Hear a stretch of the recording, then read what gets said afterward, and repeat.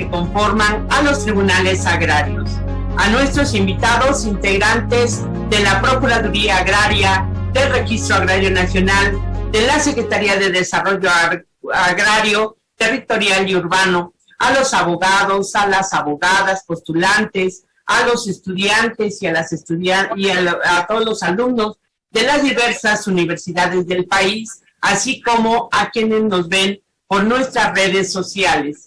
A nombre del Tribunal Superior Agrario, a través del Centro de Estudios de Justicia Agraria y Capacitación, y de la licenciada Maribel Méndez de Lara, magistrada presidenta, les damos la más cordial bienvenida a una jornada más de Viernes de Derecho Agrario, versión primera temporada de la serie 1, titulada Competencia de los Tribunales Agrarios, Acciones Agrarias, que coordina excelentemente la magistrada doctora Erika Lisset Reyes Morales, magistrada del Tribunal Unitario Agrario Distrito 23, con sede en Texcoco, Estado de México.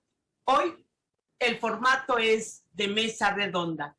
Se encuentran entre nosotros y pues obviamente como ponentes la magistrada del Distrito 37 y el magistrado del Distrito 47, quienes serán los ponentes, y como moderador el doctor Luis Ponce de León Armenta, magistrado del Tribunal Unitario Agrario Distrito 24, de quienes daré una breve semblanza curricular de su amplia experiencia y trayectoria. La magistrada maestra María Antonieta Villegas López ella nació en la Ciudad de México. Su formación profesional es licenciada en Derecho por la Universidad Nacional Autónoma del Estado de México. Cursó la especialización de la carrera judicial. Es maestra en Derecho Corporativo y maestrante en Derecho Económico por la Benemérita Universidad Autónoma de Puebla. Entre otros, cursó los diplomados de alta dirección impartido por el Instituto Tecnológico de Estudios Superiores de Monterrey y de Programación Neurolingüística en el Centro Mexicano de Programación Neurolingüística. Dentro de sus actividades académicas, ha sido docente en la Universidad Motolinía, en la Universidad Autónoma Benito Juárez de Oaxaca y en la Benemérita Universidad Autónoma del Estado de Puebla. Ha impartido cursos en la Universidad Iberoamericana y en la Casa de la Cultura Jurídica de Puebla, Puebla. Dentro de sus actividades laborales en los tribunales agrarios, se desempeñó como secretaria de Estudio y Cuenta adscrita a la magistratura en el Tribunal Superior Agrario. El 7 de febrero de 1997 fue nombrada y ratificada el 26 de febrero de 2003 como magistrada de los tribunales agrarios por la Honorable Cámara de Senadores a propuesta del Ejecutivo Federal, cargo que ha desempeñado hasta la fecha en los diversos distritos jurisdiccionales con sedes en Querétaro, Tlaxcala, Puebla, Oaxaca, Cuautla, Texcoco y Toluca. Actualmente es titular del Distrito 37 con sede en la ciudad de Puebla. En 2 ocasiones fue designada por el Pleno del Tribunal Superior Agrario para atender simultáneamente la magistratura en 2 distritos jurisdiccionales.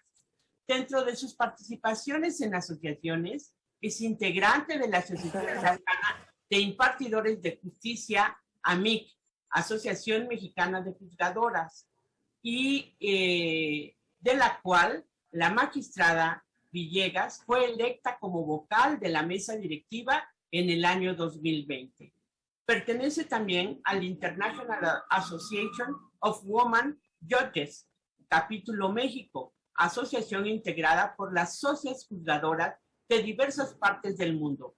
Participó en las bienales celebradas en Buenos Aires, Argentina, en 2008 y por vía remota en la que se realizó en Nueva Zelanda en 2021. Magistrada María Antonieta Villegas López, es un gusto tenerla con nosotros. Bienvenida, magistrada. Ahora toca el turno a el licenciado Delfino Ramos Morales, Él es magistrado del Distrito Unitario Agrario, Distrito 37. Es licenciado en Derecho, egresado por la Universidad Autónoma de México. Ingresó a los tribunales agrarios el 1 de marzo de 1993 como jefe de la Unidad de Asuntos Agrarios en el Tribunal Unitario Agrario del Distrito 8, con sede en la Ciudad de México. El 1 de septiembre de 1995 fue nombrado como secretario de Estudio y Cuenta en la Magistratura Supernumeraria y posteriormente numeraria del Tribunal Superior Agrario a cargo del licenciado magistrado Luis Ángel López Escutia, siendo coordinador de las actividades jurisdiccionales, elaborando proyectos relevantes en la solución de conflictos en juicios agrarios y en recursos de revisión. Además de realizar visitas de inspección a tribunales agrarios a fin de verificar que las labores se realizaran conforme a la ley, formando parte del jurado de concursos de selección de personal jurisdiccional de los tribunales agrarios. A partir del 16 de diciembre de 2011, fue nombrado magistrado unitario, siendo adscrito al Tribunal Unitario Agrario del Distrito 51, de nueva creación con sede en Iguala de la Independencia, Guerrero. Ha estado adscrito como magistrado en los Tribunales Unitarios Agrarios Distritos 23 y 12, con sede en Texcoco de Mora, Estado de México, y Chilpancingo de los Bravos, Guerrero, respectivamente. Actualmente ocupa el cargo de magistrado del Tribunal Unitario Distrito 47, con sede en Puebla de Zaragoza, Estado de Puebla. Desde 2006 ha escrito diversos artículos en las revistas de los tribunales agrarios, siendo el último el denominado Restitución de Tierras o Conflictos sobre Tenencia de la Tierra Equidal o Comunal. Bienvenido, magistrado Delfino. Muchas gracias por estar entre nosotros. Ahora bien, toca el turno al moderador. El moderador es el doctor Luis Ponce de León, magistrado del Tribunal Unitario Agrario Distrito 24. Él es egresado de la Universidad Nacional Autónoma de México, en donde obtuvo el grado de doctor en Derecho con mención honorífica. Desempeña el cargo de magistrado de los tribunales agrarios, rector honorario del Instituto Internacional del Derecho y del Estado AC, director honorario de la revista Escenarios, conferencista, ponente y maestro visitante en varias universidades de México y otros países. Él es autor de 142 publicaciones, 10 libros en autoría y 9 en coautoría, 108 artículos y 42 reseñas. Destacan entre sus libros el editorial Trillas, El Derecho Procesal Agrario, antecedente académico inmediato de los tribunales agrarios, de editorial Porrúa, Metodología del Derecho, la nueva jurisprudencia agraria sistematizada, el compendio de legislación comentada del Poder Judicial Federal, reconstrucción constitucional del Estado mexicano, proyecto de nueva Constitución Política de México y Derecho Político Electoral de la Universidad de los Andes, Venezuela, de Hombres, Tierras y Derechos de la Universidad de Málaga, España, estudios de Derecho Agrario. Es autor del modelo transuniversal del derecho y del Estado, que promueve el tránsito del Estado de ley injusta al universal de derecho, obra que publica Editorial Porrúa.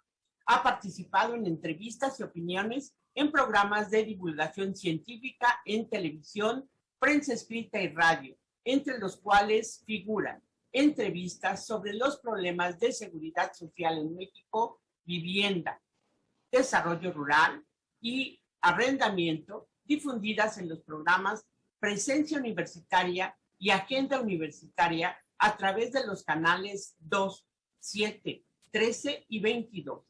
En prensa escrita, ha divulgado su pensamiento jurídico en El Universal, Excelsior, Novedades de Acapulco, El Heraldo de León, Guanajuato, Gaceta UNAM, La Jornada, El Sol de Tlaxcala, El Heraldo de Chihuahua, Revista Convergencia, Revista Cuarto Poder, entre algunos otros. Autor de varios proyectos de posgrado de Derecho en diferentes universidades públicas y privadas. En la judicatura y en su desempeño profesional ha ejercido, entre otros, los siguientes cargos: secretario general de Acuerdos, fundador del Tribunal Superior Agrario, primer visitador general de la Comisión Nacional de Derechos Humanos, consejero ciudadano suplente del Consejo General del Instituto Federal Electoral, 24 de mayo de 1994 y al 31 de octubre de 1996. Magistrado de los Tribunales Agrarios, director del Centro de Estudios de Justicia Agraria del Tribunal Superior Agrario, coordinador general de Enlace Institucional del Tribunal Superior Agrario, consejero titular del Consejo Interno de la División de Estudios de Posgrado en Derecho de la UNAM, jefe del Centro de Legislación y Jurisprudencia del Instituto de Investigaciones Jurídicas de la Universidad Nacional Autónoma de México, consejero titular docente del Consejo Académico del Instituto Nacional de Ciencias Penales, consejero titular del Consejo Interno del Instituto de Investigaciones Jurídicas, subdirector de entidades de viviendas y parques industriales de la extinta Secretaría de Desarrollo Urbano y Ecología, coordinador fundador de la División de Estudios de Posgrado en Derecho de la Universidad Autónoma de Tlaxcala, coordinador del posgrado en Derecho del Instituto Tecnológico y Estudios Superiores de Monterrey, asesor de coordinador de Secretaría de Estado, SEDUR, director general del Instituto Mexicano del Derecho, Asociación Civil. Ha sido jurado de la Comisión Seleccionadora de Becarios Mexicanos para el Extranjero de la Secretaría de Relaciones Exteriores, miembro de la Comisión Dictaminadora de Derecho Agrario de la Universidad Nacional Autónoma de México por acuerdo del honorable consejero universitario y del Comité de Tutorías del doctorado en Derecho de la misma institución.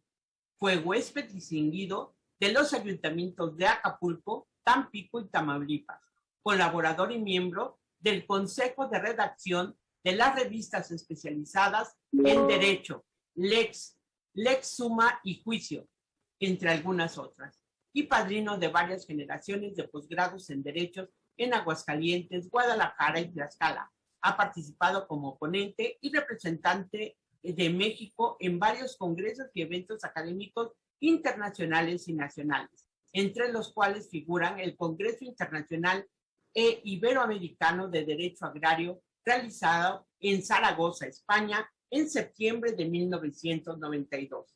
El segundo encuentro de responsables de investigación científica y humanística de universidades latinoamericanas, realizado por la Unión de Universidades de América Latina en Caracas, Venezuela, del 25 al 27 de noviembre de 1992. El cuarto Congreso Nacional de Derecho Agrario, realizado en marzo de 1997 en Málaga, España, entre algunos de sus tantas actividades que ha tenido. Bienvenido, magistrado Luis Ponce de León. Sean ustedes bienvenidos y a mí no me resta más que pedir de favor a todos los participantes que tengan sus micrófonos cerrados para que los disertantes puedan iniciar con esta charla. Muchísimas gracias a todos y bienvenidos. Adelante, licenciado y doctor Luis Ponce de León Armenta, magistrado. Adelante. Gracias. Antes que todo, muchas gracias, doctora Rosalba Velázquez y doctora y magistrada Erika Elisset Reyes por la invitación formulada para conducir esta mesa redonda. Es un verdadero placer compartir con los distinguidos colegas, la magistrada María Antonieta Villegas y el magistrado Delfino Ramos Morales, este evento que se circunscribe a la prescripción como una figura muy importante en el derecho agrario porque le da un carácter social a la propiedad, al permitir precisamente una serie de derechos a los posesionarios que explotan la tierra. Y sobre esto, pues vamos a establecer como mecanismo 2 rondas de participación, en cada una 10 minutos para los ponentes. En la primera ronda nos referimos a la introducción de esta figura, de la prescripción, destacando los fundamentos de la misma. Y en la segunda ronda estaremos refiriéndonos a los criterios y a los criterios de aplicación y, si es posible, pues algún diagnóstico, algunas alternativas al respecto con esta figura. Y es así como iniciamos y le damos, tengo el agrado de darle el uso de la voz a la magistrada María Antonieta Villegas para que inicie con esta primera sección de intervenciones. Adelante, magistrada. Muchas gracias, doctor. Buenos días, tengan todos ustedes, doctora Rosalba, doctora Lisset, magistrado Delfino Ramos. Tengan ustedes todos muy buenos días. Yo iniciaré, como ya lo mencionó el doctor Ponce de León, tratando de hacer un concepto de la prescripción, que tiene su origen en la materia civil y está dentro de los derechos reales, ya que mediante esta figura no solamente puede adquirirse el derecho de dominio en materia civil, sino también el de usufructo. En el caso de la prescripción, el titular pierde el derecho, es decir, el propietario empobrece, y el prescribiente adquiere el derecho, lo que significa que el poseedor enriquece. Esto son los conceptos que maneja la materia civil. En materia agraria, la prescripción se denomina como prescripción adquisitiva y es una acción agraria que no produce efectos de pleno derecho, ya que debe ser invocada por el interesado. El juzgador no puede suplir su invocación de oficio y puede hacerse valer por medio de excepción o de acción. ¿Sí? En el artículo 48 de la Ley Agraria se establecen los requisitos para que opere la prescripción en materia agraria. Y uno de los principales requisitos es el de que debe de conducirse el prescriptor en el concepto de titular de derechos de ejidatario. Este concepto ya ha sido definido por la jurisprudencia y se considera que el concepto de titular de derechos de ejidatario es que el poseedor tenga en su fuero interno la creencia fundada de que puede adquirir el dominio de la parcela. Esta posesión que ejerce prescriptor debe de ser originaria y no derivada. La jurisprudencia también ha determinado que no es necesario ser avecindado y que el posesionario irregular también puede prescribir. Otro de los puntos importantes de este es que se requiere un título para poder prescribir. El justo título es el título que, además de tener, de estar revestido de las solemnidades exigidas para su validez, proviene del propietario y aparecería como título suficiente si reuniera todos estos requisitos. Por lo tanto, ya no existiría la necesidad de prescripción adquisitiva. De ahí que el título que es necesario para la prescripción no necesita ser perfecto. De hecho, tiene que ser imperfecto para ser el título suficiente para la prescripción. En el caso del título, Esto se conoce también como la causa generadora de la posesión. La causa generadora de la posesión es que el poseedor tenga un título suficiente, pero que además ignore los vicios de su título. Por eso es un título imperfecto, porque si el título fuera perfecto, bueno, pues no habría necesidad de prescribir. Podría quien adquiriese en términos del artículo 80 acudir al Registro Agrario Nacional a hacer la correspondiente inscripción y que se le expidiera el certificado de derechos parcelarios a que hubiera lugar. Sin embargo, al no tener este título suficiente, al no tener este título perfecto, acuden a la figura de la prescripción.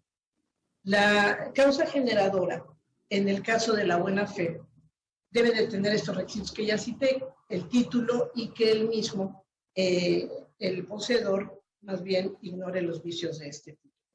En el caso de la causa generadora exigible para la prescripción de mala fe, no es necesario que el poseedor tenga un título y tampoco que desconozca los vicios, sino que por el contrario conoce el vicio de su título e invoca la prescripción de mala fe a unas sabiendas de que su título adolece de vicios.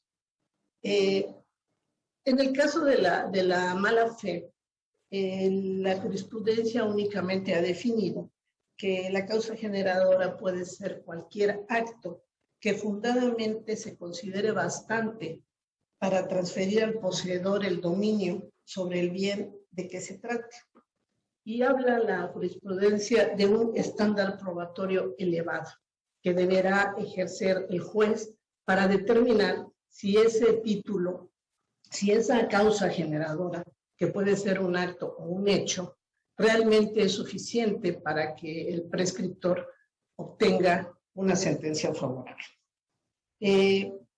Esta causa generadora en ocasiones resulta ser el meollo del asunto para determinar si procede o no la prescripción, puesto que con esta causa generadora se va a determinar la fecha en que la persona entró en posesión de esa parcela en principio, en qué calidad entró, si entró como por una posesión originaria o por una posesión derivada, y si quien le vendió esa propiedad, quien se la enajenó esa parcela, efectivamente era el titular del derecho de la parcela.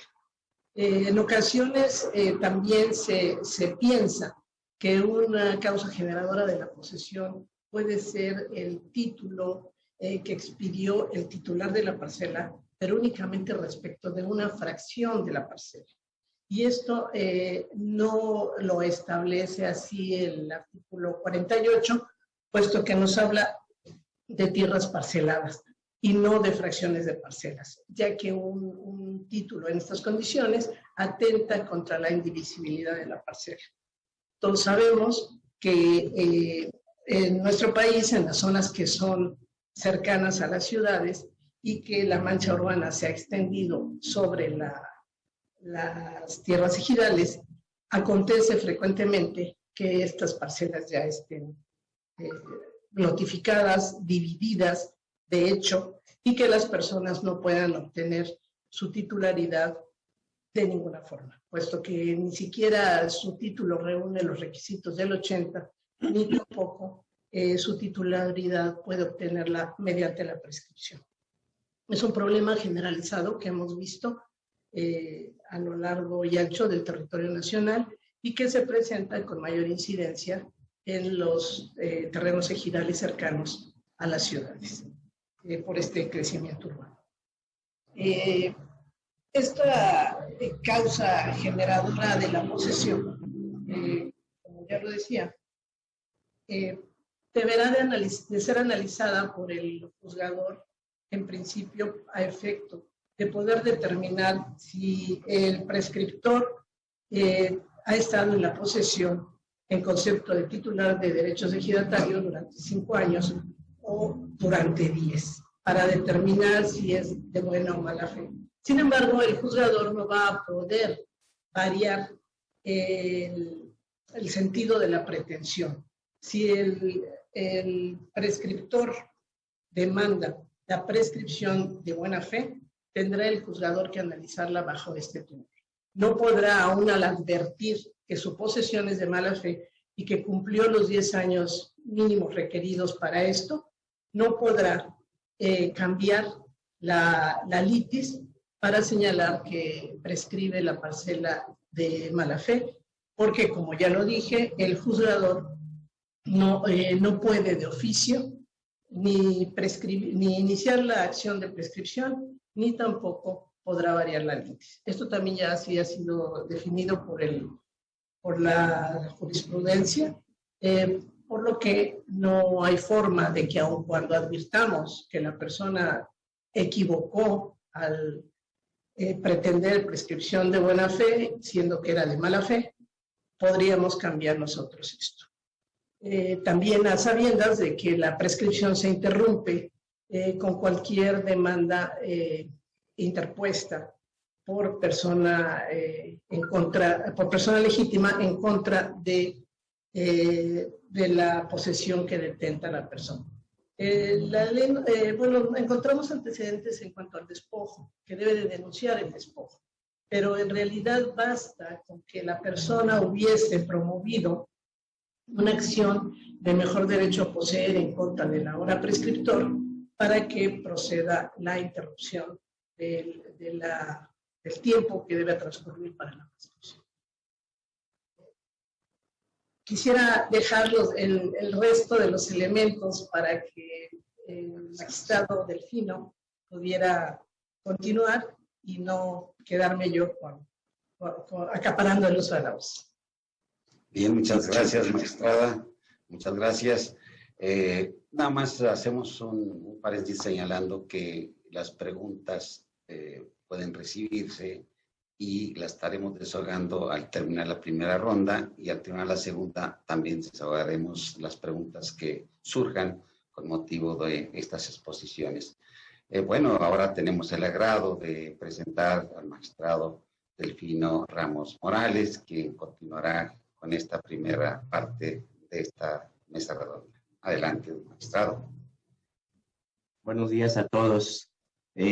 Primero, obviamente, agradecer la invitación de la magistrada presidenta de los tribunales agrarios, la magistrada Maribel Concepción Méndez de Lara, a la coordinadora de este evento, la doctora Erika Lisset Reyes Morales, a la doctora del Centro de Justicia Agraria, doctora Rosalba Velázquez Peñarrieta, al señor moderador, magistrado que saludo con gusto después de tantos años de vernos, el doctor Luis Ernesto Ponce de León Armenta. Y bueno, primero agradecer la oportunidad que me brindan para estar frente a ustedes y comentar una de las acciones más importantes en materia agraria. Digo más importante porque es una de las más recurrentes en los tribunales. Ya la magistrada María Antonieta dio casi la mayoría de las generalidades de esta acción, aunque dijo que no iba a acaparar, pero sí acaparó. Pero bueno, muchas de estas cuestiones que ya comento, pues obviamente son conocidas por todos ustedes, y solamente reiterar algunas cuestiones que consideramos relevantes. Quiero partir de la base del artículo 27 constitucional, en el sentido de que el objetivo de los tribunales agrarios es otorgar seguridad jurídica en la tenencia de la tierra. Y sobre eso creo que deben de girar todas las acciones de las cuales le toca a los tribunales agrarios resolver. La prescripción adquisitiva es uno de los medios legales con los que les permite a los poseedores obtener la titularidad de las parcelas, y eso creo que es muy importante precisamente con la finalidad de dar cumplimiento a ese objetivo, de dar certidumbre jurídica.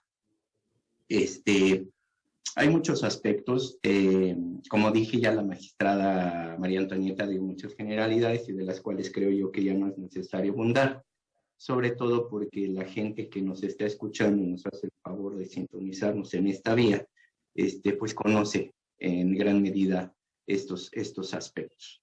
Y quiero resaltar algunas cuestiones de las cuales el Poder Judicial se ha pronunciado y ha definido en relación a estos elementos de los cuales ya nos hizo favor la magistrada María Antonieta de enunciarlos.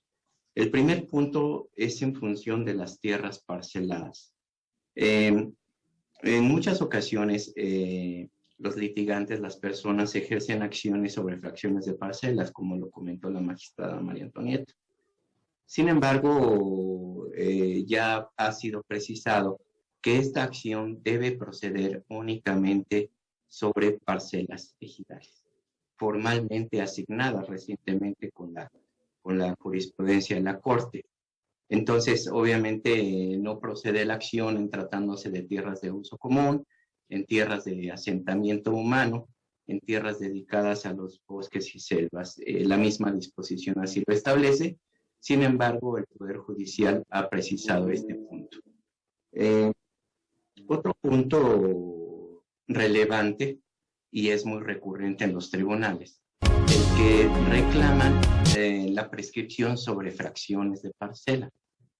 Esto es muy común en las zonas conurbadas porque muchas de las parcelas que eran de cultivo y que se dedicaban a la explotación de la tierra ya han sido absorbidas por la mancha humana y por tanto han sido fraccionadas en muchas ocasiones y vienen a los tribunales agrarios a solicitar la prescripción. Sin embargo, obviamente sería improcedente sobre fracciones de parcela, aun cuando ya estén notificadas. No hay muchos casos, muchas sentencias que se han emitido que pueden servir de ejemplo para este aspecto y ya el Poder Judicial ya se ha pronunciado en jurisprudencia que eso es improcedente la prescripción sobre este tipo de fracciones de parcela. Otro punto es el parcelamiento económico. El parcelamiento económico, y de hecho, que existe antes de que se lleve a cabo el procede en los núcleos ejidales y comunales, o el PROCECOM. Este parcelamiento económico, de hecho, define el criterio del Poder Judicial, que puede ser reconocido vía prescripción, siempre y cuando se valide primero por la Asamblea y que esta Asamblea sea validada por el Registro Agrario Nacional. El criterio refiere la expedición de un título para permitir la prescripción, pero suena un tanto confuso. El que si ya tiene título, pues sería incongruente pretender la prescripción para obtener la titularidad, si ya la tiene, ¿verdad? Pero bueno, es una tesis o criterio que debemos de analizar e incluso abordar en los próximos asuntos que nos vengan aplicando ese criterio. La posesión pública, pacífica y continua. Creo que hay varios criterios del Poder Judicial en relación a este punto y creo que no hay mayor problema para entenderla, ¿no? La posesión pública tiene que ser a la vista de todas las partes, de la gente, pacífica, sin tener problema. Obviamente con la última fracción del artículo 48 habla de que no haya sido interrumpida por alguna acción y continua, tiene que ser ininterrumpida, y esta debe de ser también de manera no derivada, ¿verdad? De manera directa y mantenerla. Me reservaría otros puntos que considero importantes para la siguiente sesión, que tienen que ver con criterios recientes del Poder Judicial y que obviamente son debatibles, pero importantes comentar porque incide en una de las formas que nos han planteado en los tribunales agrarios y que ha habido pronunciamientos y en mi caso obviamente con criterios definidos y que ahora con esta nueva jurisprudencia obviamente implica un cambio, ¿verdad? Sobre todo como empecé esta charla, esta plática, o en aras de dar certidumbre jurídica en aquellas posesiones que tienen muchos años, ¿verdad?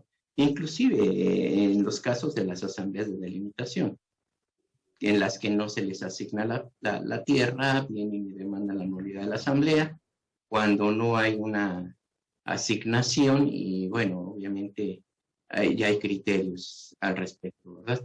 Entonces, bueno, por el momento creo yo que cubriría esta primera parte para dar tiempo después a entrar a otros temas.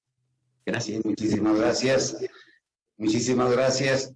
Antes de entrar a la segunda ronda de participaciones, es el momento oportuno para la formulación de preguntas, ya que cuando formulan las preguntas, cuando el ponente está hablando, pues obviamente que el ponente no puede atenderlas. Entonces les pediría a los que hicieron algunas preguntas antes, a Eduardo Rocha, a Jessica Taesa, etcétera, que formulen las preguntas en sus momentos y hagan la pregunta concretamente a la ponente o al ponente. Entonces, damos un breve tiempo a ver si se reformulan las preguntas que hicieron durante las exposiciones. Incluso viene una, si están ustedes presentes, de Janicio Carranza García. La asignación de hecho, nada más que no da tiempo de leerlas. ¿Ninguna pregunta más? ¿Ninguna pregunta que...? Bien. Bien, pues vamos a dar inicio a la segunda ronda y vamos ahora a referirnos a los criterios prácticos. Sí, adelante. Sí, doctor, quisiera yo contestar una de las preguntas que estoy leyendo. Sí. Sí. Le hace el licenciado Eduardo Rocha. Sí. Y pregunta con respecto a la no variación de la litis en cuanto a la buena o mala fe. ¿Le parece que debería variarse este criterio con base en el principio constitucional pro homine, que da lugar al conflicto entre el principio de estricto derecho desarrollado a partir de la reforma constitucional de 2011, liberando al juzgador para resolver en mayor beneficio de la persona? Yo considero que sí debería de haber un cambio en este criterio, porque efectivamente nosotros tomamos conciencia de esta variación que hacíamos al momento de que se promovía un juicio de amparo y se concedía por esta razón, para efecto de que no se variara la litis y se dejara dentro de la pretensión planteada. Efectivamente, atendiendo al principio pro homine, sí es en beneficio de la persona que promueve el que se pudiera variar esta litis, puesto que se está advirtiendo por parte del juzgador que hubo un error de conceptualización al momento de promover la acción. Yo considero que sí debería de hacerse, pero definitivamente pues esto no está en manos de nosotros, sino de que haya o una modificación a la ley o el Poder Judicial cambie este criterio. Están preguntando también por qué se excluyen tierras de uso común. Sí, por lo que hace a las tierras de uso común, sí está determinado por la ley que las tierras de uso común son imprescriptibles. Entonces, desde ahí no podrían ser objeto de prescripción. Pero además la prescripción en sí misma va dirigida a una superficie delimitada, a una superficie parcelada, a una superficie plenamente identificada. Tan es así que el propio artículo 48 nos señala que debemos llamar tanto al comisariado ejidal como a los colindantes a efecto de que el colindante se pueda manifestar respecto de su lindero y el comisariado respecto de si esa parcela efectivamente es la parcela que el prescriptor está señalando. Por otra parte, el colindante a mí me parece que es la persona más idónea para realizar su testimonio respecto de quién detenta la posesión de esa parcela, puesto que es quien está al lado de la parcela a prescribir y es quien se puede dar cuenta de quién verdaderamente trabaja esa parcela. No sé si con esto contesto la pregunta. Sí, no sé si el magistrado Delfino Ramos quisiera contestar alguna de las preguntas que aparecieron. Y cómo no. Aquí hay una pregunta del licenciado Eduardo Rocha. Dice, ¿estima usted que en materia de sucesiones debería modificarse el principio de indivisibilidad de la parcela a fin de no romper el tejido social? Esto debido a que en vida los ejidatarios reparten la tierra entre sus hijos, pero a su muerte solo uno de ellos podrá suceder, generando problemas graves al seno del núcleo social. Considero que sí. Considero que sí, porque el principio de indivisibilidad debemos de verlo con tiento y obviamente vuelvo al punto con miras a dar certidumbre jurídica en la tenencia de la tierra y obviamente atendiendo ese objetivo primordial que tienen los tribunales agrarios. Ya en algunas ocasiones hubo planteamientos en los tribunales agrarios que me ha tocado dirigir, donde generalmente y sobre todo en vía de convenio, en vía de acuerdo en los asuntos de sucesión, donde existen varios hermanos, sobre todo 10, 8 hermanos, que parecería imposible que se pusieran de acuerdo, resulta que sí se ponen de acuerdo y determina que uno de ellos va a tener la titularidad de la parcela y el resto de ellos va a tener las fracciones que les dejó sus padres, su madre, su padre, en posesión y en las cuales obviamente ellos tienen una fracción dentro de esa parcela y el titular se compromete a respetárselas, permitiéndoles la explotación y el usufructo de esa parcela. Aparentemente ahí no hay una violación a ese principio de indivisibilidad, porque al final de cuentas el titular sigue siendo uno. Y la posesión la mantienen los otros hermanos y hasta donde yo tengo conocimiento no ha habido ningún problema en ese sentido, ni tampoco alguna inconformidad en relación a ese tipo de convenios.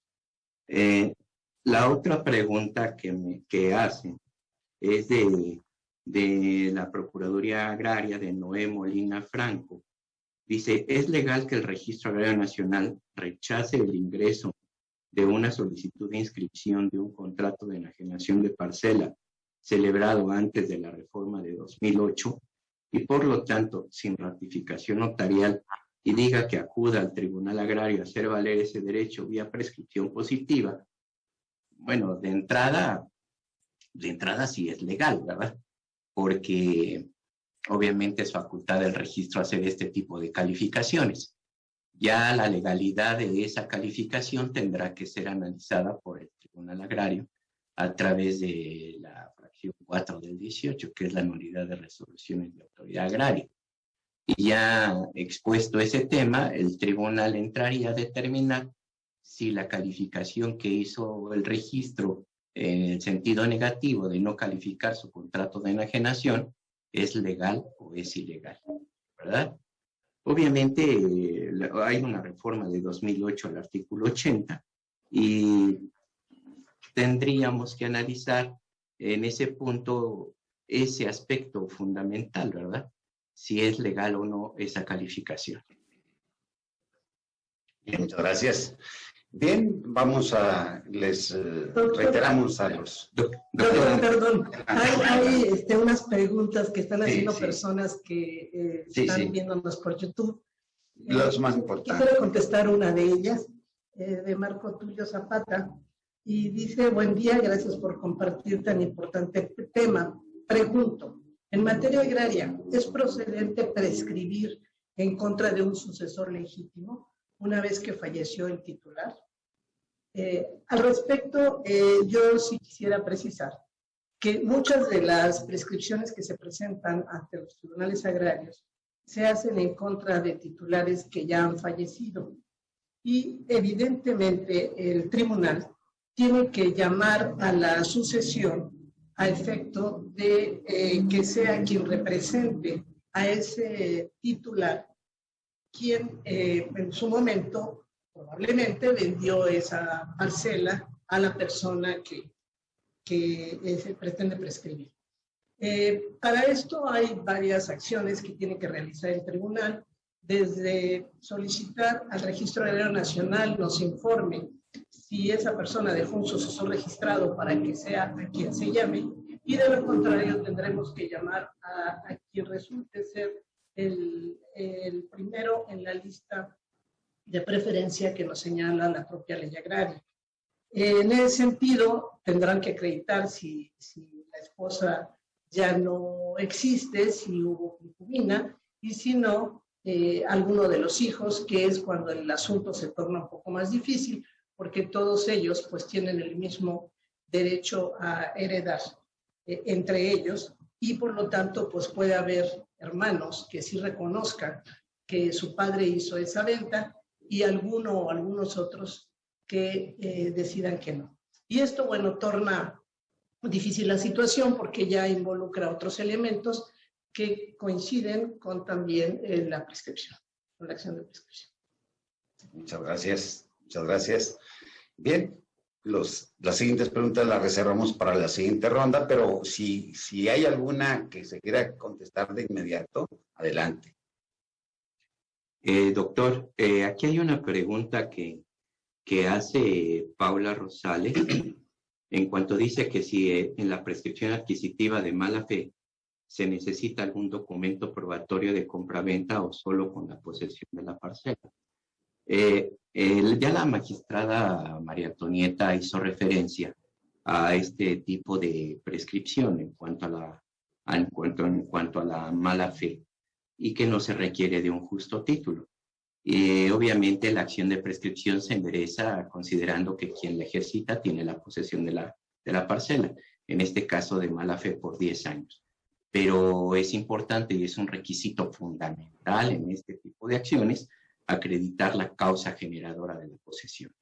Esto es por qué entró a poseer, derivado de qué, y bueno, obviamente tendría que acreditarlo, ¿verdad?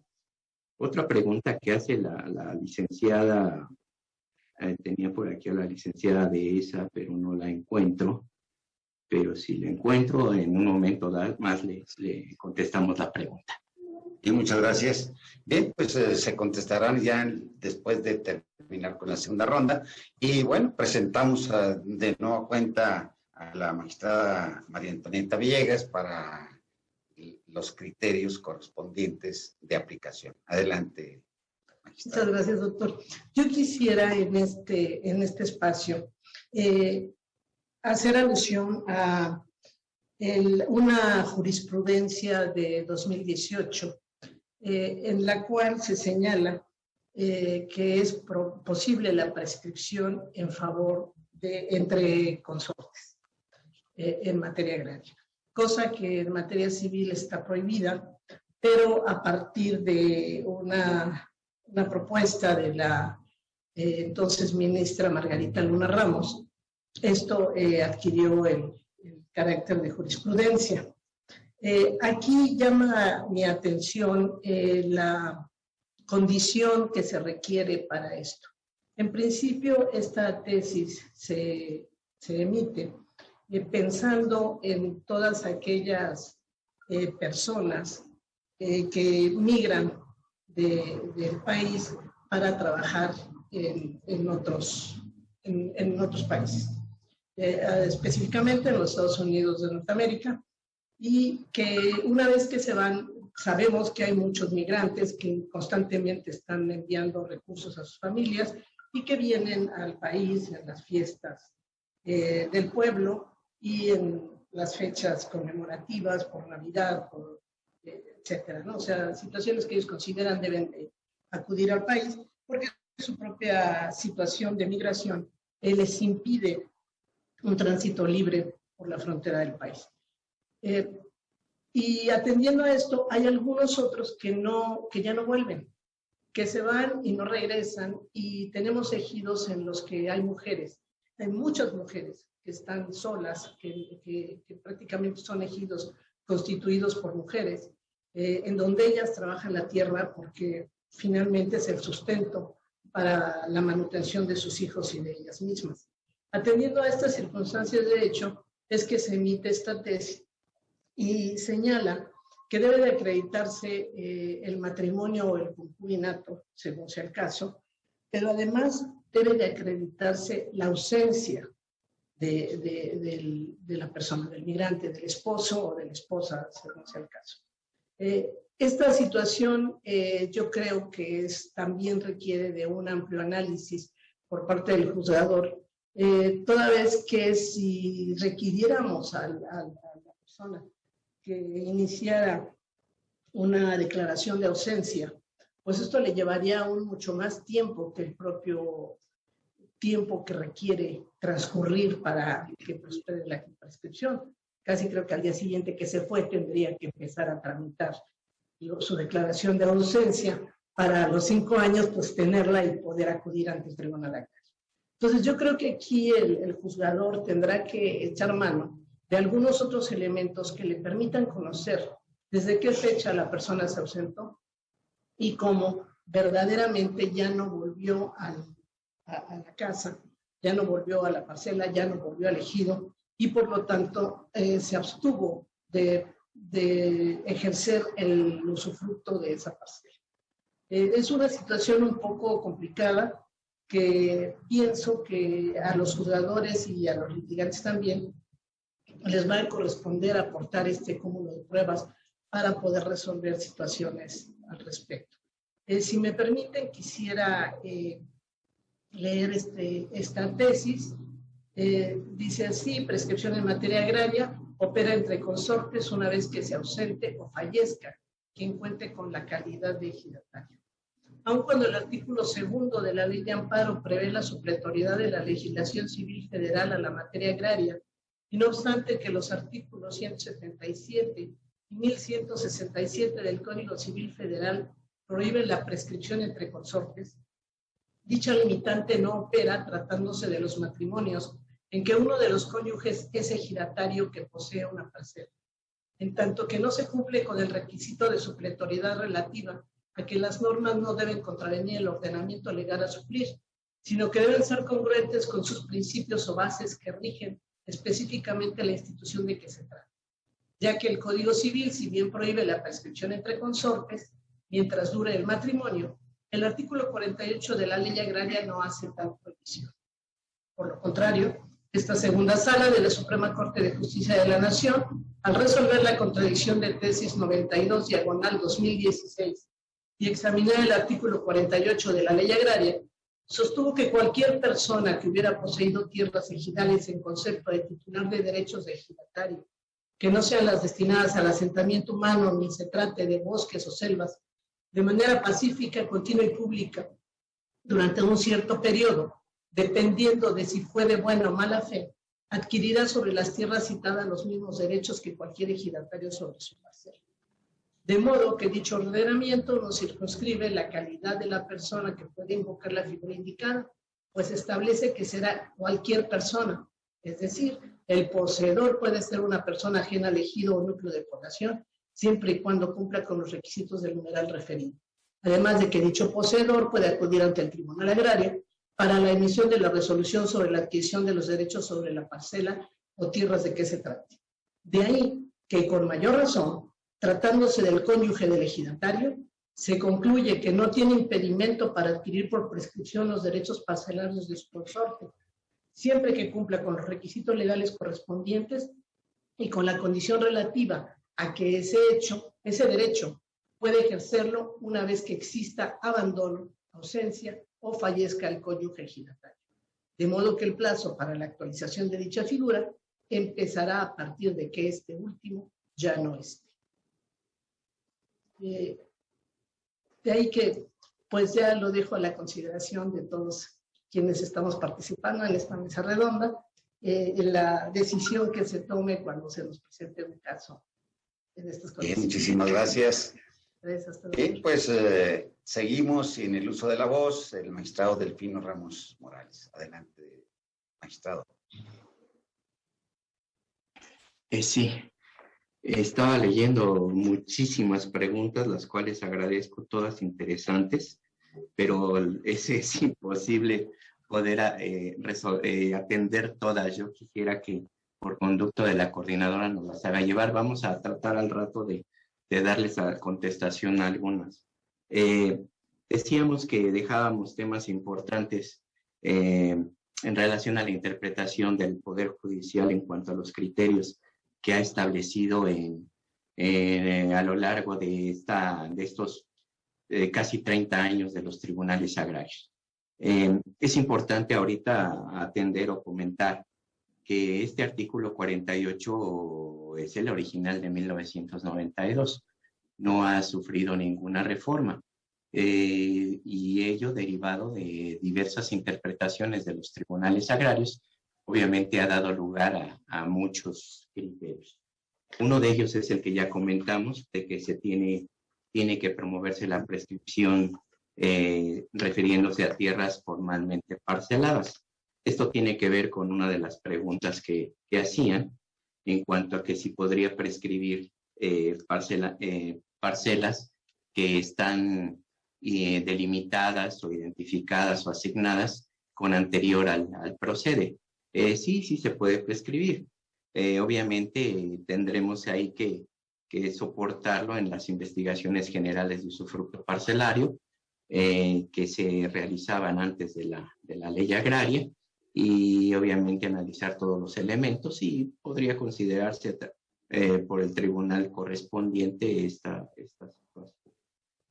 Ya dijimos que preguntaban también si las fracciones de parcela pueden prescribirse, ya comentamos que no, atendiendo al principio de indivisibilidad que se tiene pues vigente, no, hasta la fecha no se ha modificado y existe jurisprudencia al respecto.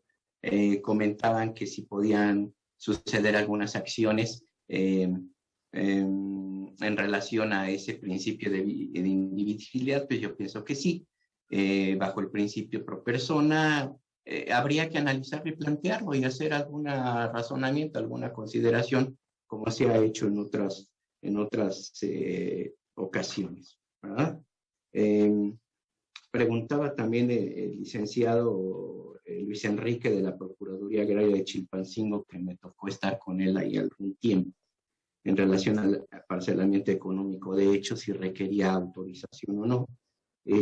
Hay una tesis aislada que refiere este punto, que es la 2020-599, donde establece que es facultad de la Asamblea reconocer el parcelamiento económico de hecho. Y esta Asamblea, pues obviamente tiene que ser validada por el registro y tendría que dar pie a un certificado. Ahí es donde les comentaba que podría ser un tanto confuso este criterio, pero yo sugeriría que se analizara esta tesis y, bueno, obviamente hacer el planteamiento correspondiente, y ya en su oportunidad lo platicamos, ¿no?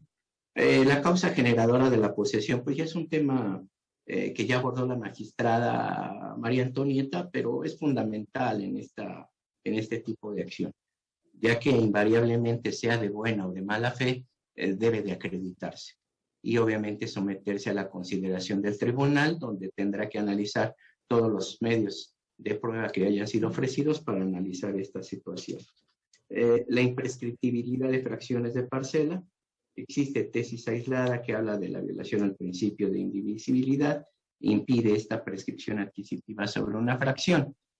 Así se ha estado haciendo, a final de cuentas, los planteamientos cuando se hacen, pues ya sabemos a dónde va, ¿verdad?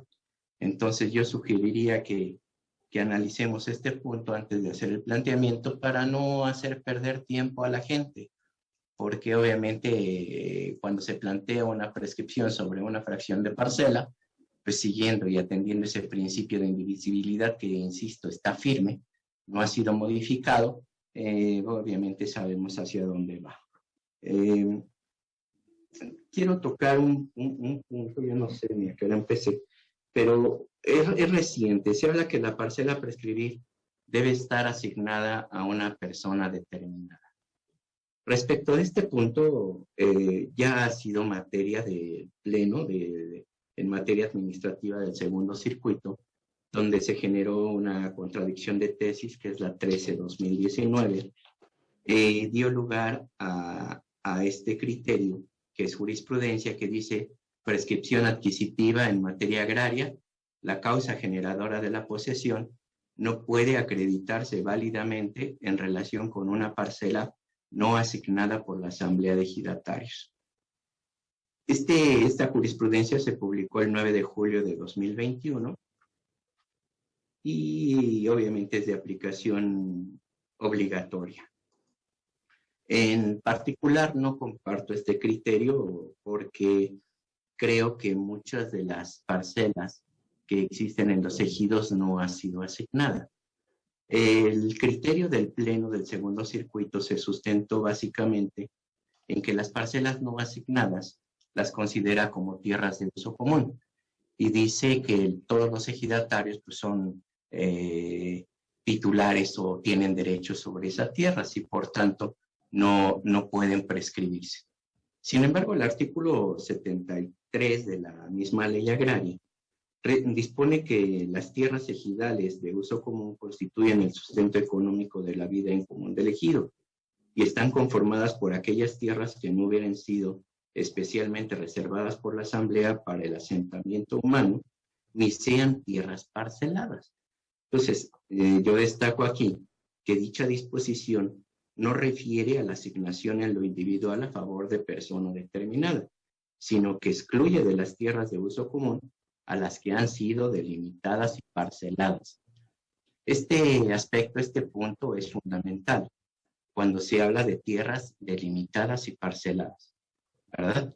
Insisto, está esta jurisprudencia y es obligatoria, pero siento que limita los derechos de los posesionarios que tienen parcelas y que no han sido regularizadas.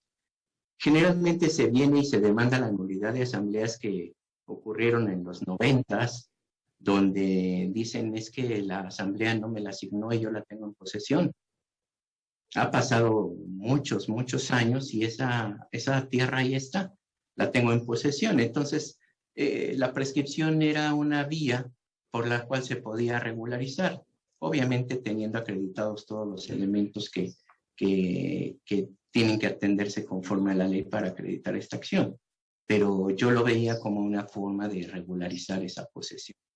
Sin embargo, con esta jurisprudencia, pues ya no va a ser posible, porque ya es obligatoria y ya no puede hacerse ese tipo de adquisiciones o de consideraciones. Otro punto que me parece importante es el primer párrafo del artículo 48, cuando dice que quien hubiere poseído tierras ejidales en concepto de titular de derechos, que ya explicó la magistrada María Antonieta, adquirirá sobre dichas tierras los mismos derechos que cualquier ejidatario sobre su parcela. Esta redacción pues ha generado muchos criterios. También había una pregunta de las personas que nos hacen favor de escuchar, donde decía que si se podía prescribir, si los alcances de la prescripción más bien. Estos se circunscriben al uso, usufructo de la parcela, al aprovechamiento de la parcela. Otra cosa que no se ha determinado en este artículo es la expedición del certificado parcelario con el carácter de posesionario, que es el denominado posesionario regular, ¿verdad? Que ya nos explicó el ministro Lainez en la última reunión de magistrados que tuvimos oportunidad de estar. Entonces, en mi opinión hay un criterio aislado donde refiere que los posesionarios regulares no pueden adquirir el dominio pleno. Y esa es una cuestión muy debatible y obviamente abre para mucha discusión. Fue una pregunta ad hoc que se le hizo al ministro en su exposición cuando habló de una resolución que emitió la segunda sala en cuanto a la sucesión legítima y de posesionarios, donde estableció la posibilidad de que podían suceder sus derechos. Pero una de las preguntas que se le hizo al ministro fue si los posesionarios regulares podrían o no obtener o gestionar el dominio pleno. En su opinión, fue en sentido negativo, porque se limita a la explotación, al aprovechamiento, al uso y disfrute de las tierras. y situación que yo comparto. Hay una tesis aislada y otro criterio que habla de que los posesionarios regulares en la vía de proscripción no pueden adquirir la calidad de ejidatario, cuando la adquisición del dominio pleno pues, es exclusiva de los ejidatarios. No sé si ya me excedí en el tiempo, pero ahí la vamos a dejar. Muchas gracias. Estamos en tiempo, doctora, y todavía si hay preguntas de quienes son tan amables en escucharnos. Sí, doctor. Yo quisiera atender algunas de las que ya han hecho. Hay una que, bueno, veo que hay mucha insistencia respecto de la prescripción en tierras de uso común y también respecto a que se refiera cuál es el fundamento para negar la prescripción en terrenos de uso común. En esta pregunta creo que obedece en principio al crecimiento urbano, que como ya dije se da sobre tierras ejidales, pero muchas veces es sobre tierras de uso común. Se pregunta si tiene que haber una autorización previa de la asamblea para que se lleve a cabo esta prescripción, etc. Bueno, la autorización previa de la asamblea pues se da a través precisamente del artículo 56, ya que la asamblea es quien va a determinar qué tierras, el destino de las tierras, para decidir si son parceladas o de uso común o destinadas a la zona urbana. En ese tenor, sí la asamblea tendría que dar su autorización, tendría que ser una asamblea de formalidades, pero además, lo que resulta difícil actualmente es llevar a cabo estas asambleas, porque ya no están dadas las condiciones para que el ejido pueda llevarlas a cabo por diferentes causas. En cada lugar podría ser distinto, desde que no se reúne el quórum, hasta el hecho de que no se cuenta con los recursos suficientes para pagar tanto la delimitación como los costos que implicaría un notario o un fedatario. Y por otro lado tenemos que la ley no establece específicamente la prescripción. Si bien es cierto, el artículo 48 no prohíbe en específico los terrenos de uso común, también es cierto que hay otros artículos dentro de la legislación agraria que los determinan como tierras de carácter imprescriptible.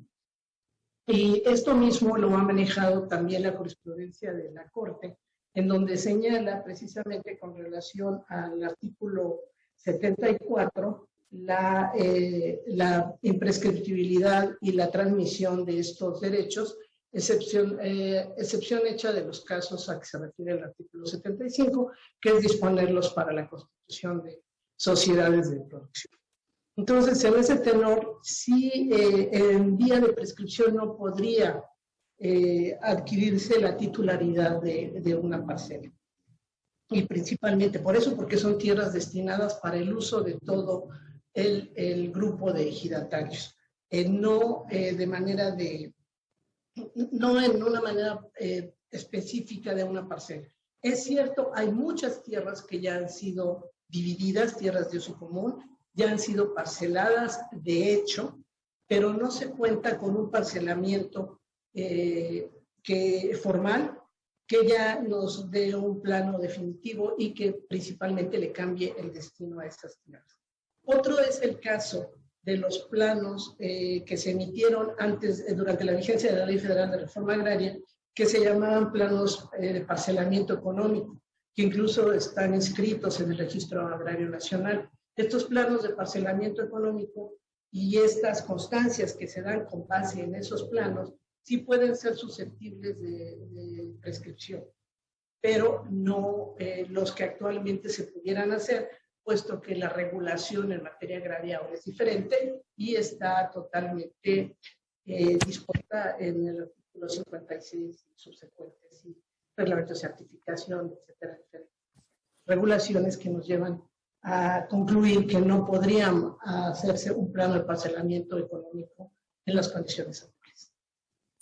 Bien, muchas gracias. Bien, si no hay otra pregunta, Y si no hay otra pregunta, no sé si... No, preguntas hay muchas, doctor. Bueno, es posible que contestemos una, dos, tres preguntas más para concluir. Adelante, magistrado. Doctor, pregunta Paula Rosales si debería variarse el criterio que refiere a la variación de la litis en cuanto a cuando se ejercita de buena fe y de mala fe, atendiendo al principio pro persona y en beneficio del poseedor. Yo pensaría que sí. Yo pensaría que sí, porque a final de cuentas creo que el objetivo primordial es precisamente dar certidumbre jurídica y resolver el problema. Resolver el problema que tiene el poseedor y con los cuales no tiene acceso a acreditar su derecho a través de una resolución emitida por el Tribunal Agrario. Sin embargo, ante esta jurisprudencia, no podemos nosotros hacerlo de manera oficiosa, pues tendría que solicitarse para nosotros hacer el ejercicio y pues provocar algún pronunciamiento.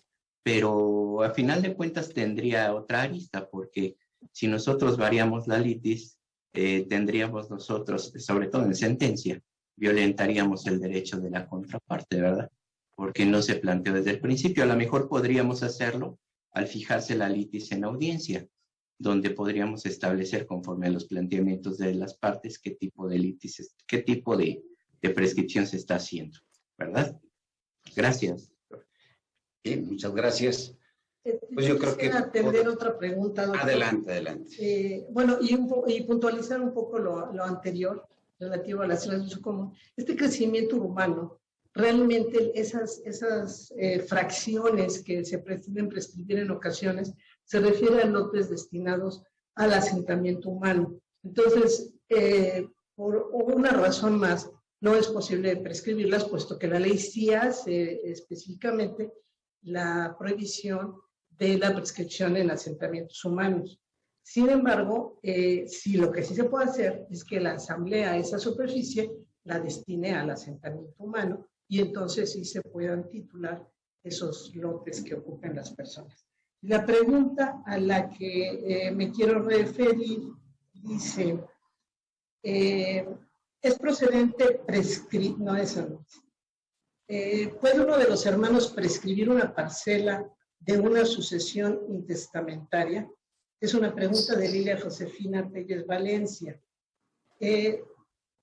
La prescripción es una acción diversa de la sucesión.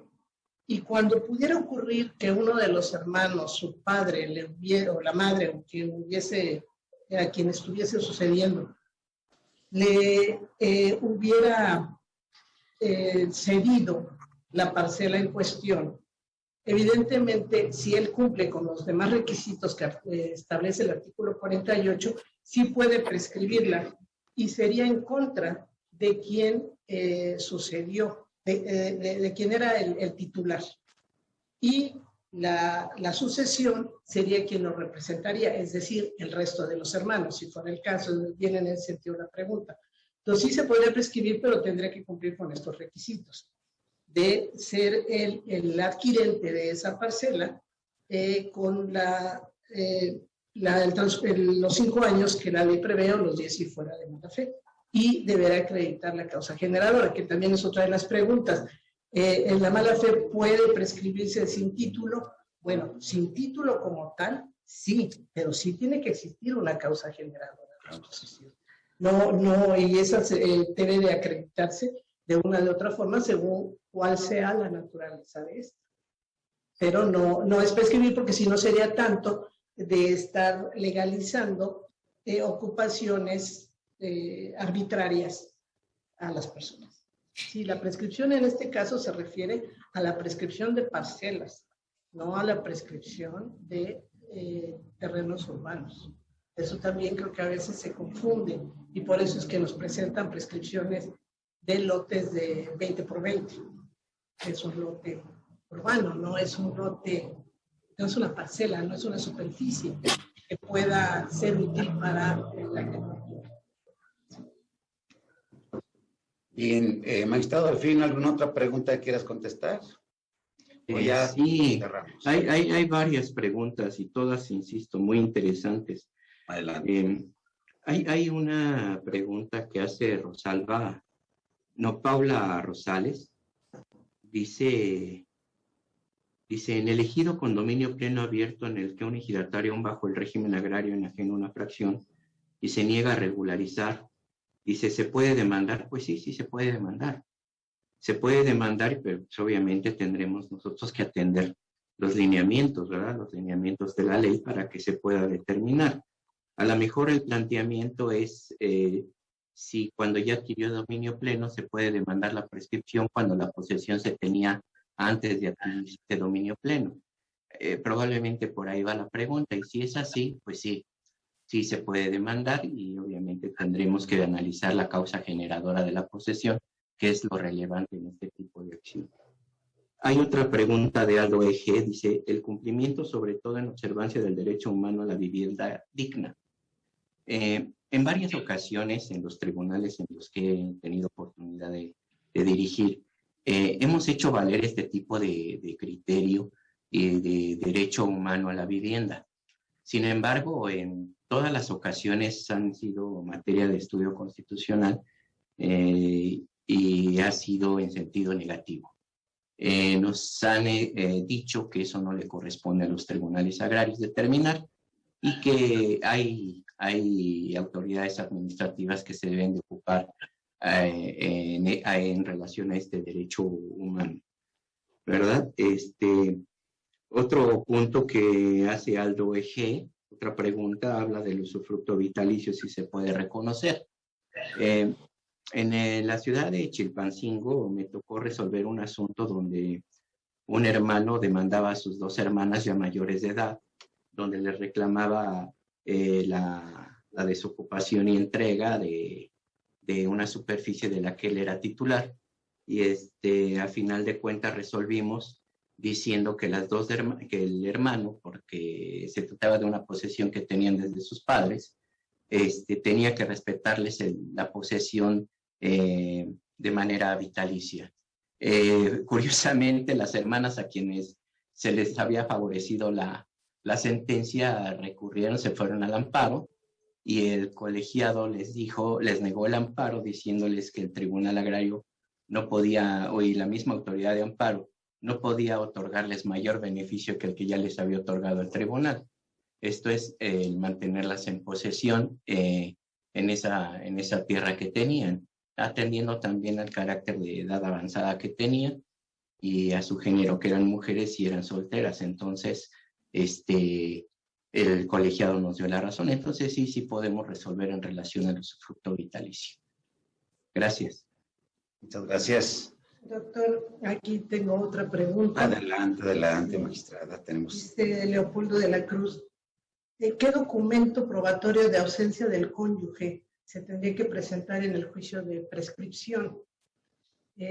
Aquí realmente creo que quedaría al caso concreto, ya que podría ser un cúmulo de pruebas el que nos llevaran a concluir que efectivamente existe la ausencia del cónyuge durante determinado tiempo.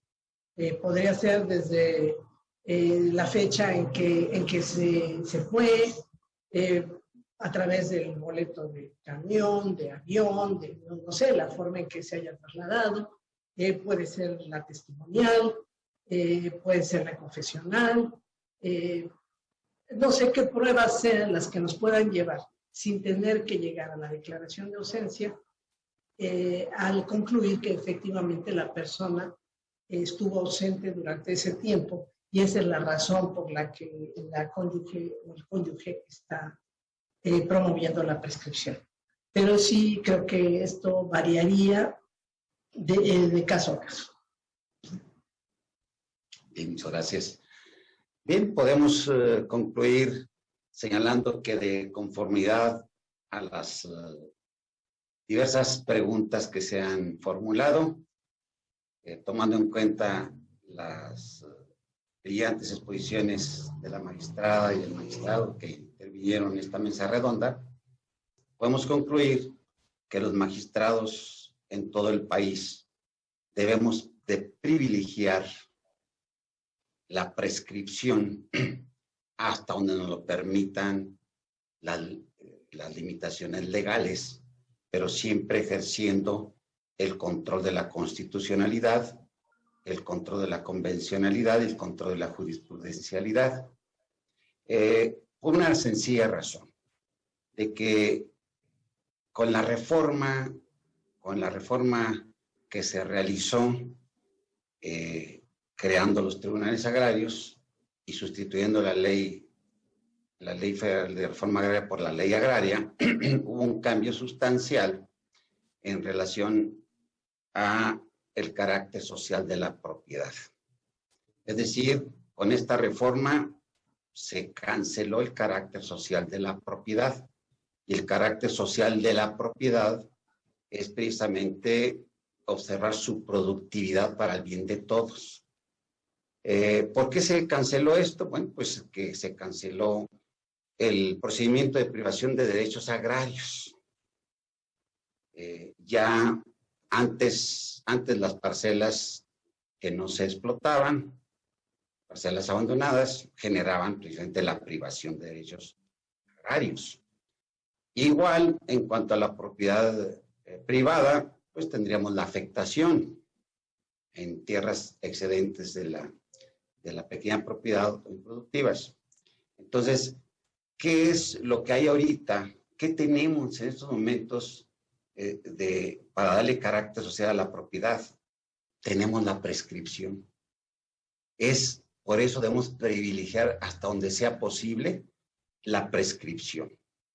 Y buscar la manera de superar todos los obstáculos que tenemos de carácter legal, mientras logramos una reforma que rompa los candados establecidos para la prescripción. Y, desde luego, tenemos que trabajar para una reforma que permita la prescripción, que dé mayor amplitud a la prescripción, porque es dar plenitud a la posesión y dar plenitud a la productividad de la tierra.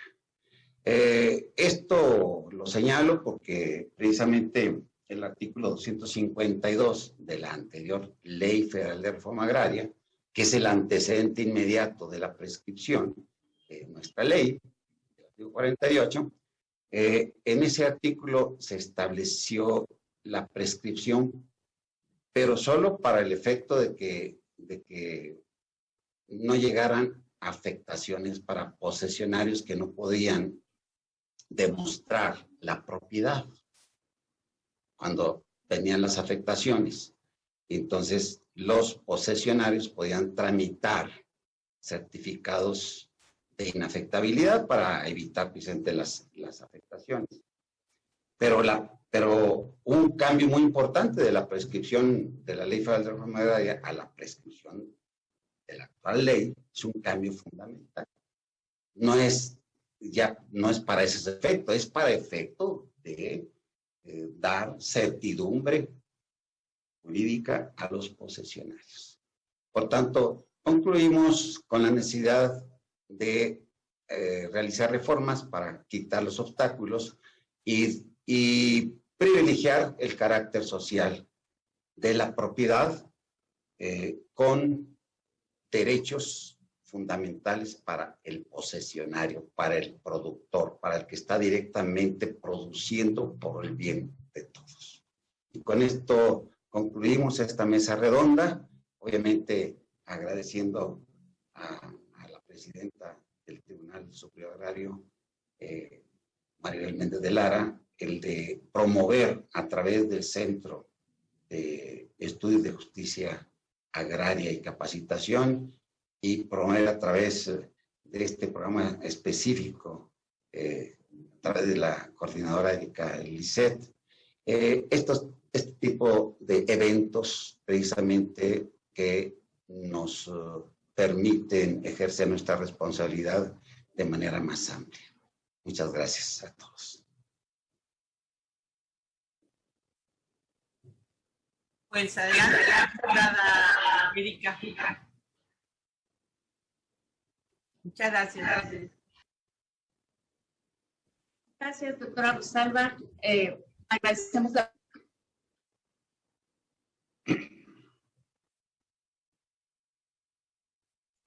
Creo que tiene un poquito de problema de sonido, magistrada Erika.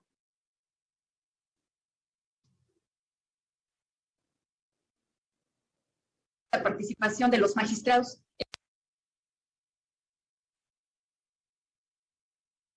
¿Se escucha? Es el internet. Adelante.